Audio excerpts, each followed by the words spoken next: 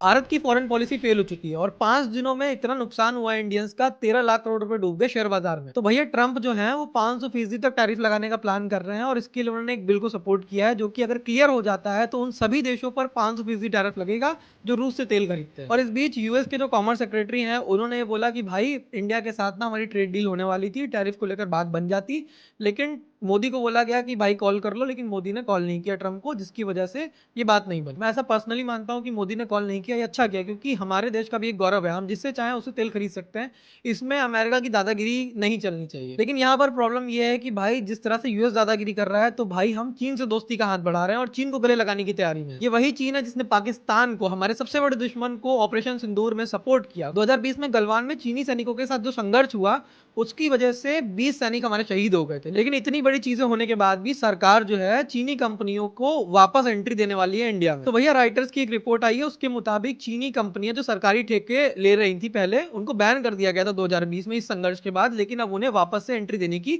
बात कही जा रही है। नहीं नहीं, 250 से ऊपर ऐप्स को भी बैन किया गया था उस दौरान, और अब कई ऐप्स जो है वो ऐप स्टोर पर दिखाई दे रही है। तो ये हाल है हमारी फॉरेन पॉलिसी का, जहां ट्रंप जो है बराबर धमकियां देते नजर आ रहे हैं भारत को, और कई बार वो क्लेम कर चुके हैं कि उन्होंने इंडिया और पाकिस्तान के बीच वॉर रुकवाई। इतना ही नहीं, उन्होंने ये भी बोला था कि मोदी ने उनसे बोला कि sir may I see you please. और इससे पहले ट्रंप ने ये कहा था कि मोदी जो है वो उन्हें खुश करना चाहते हैं, क्योंकि भारत जो तेल खरीद रहा है रूस से, उसकी वजह से वो नाराज है। तो भैया फॉरेन पॉलिसी जो है वो ऐसे नहीं दिखती कि एस जयशंकर ने आंख दिखा दी चाइना को, थंडर आइज वाला एडिट चला दिए, ऐसे फॉरेन पॉलिसी काम नहीं करती।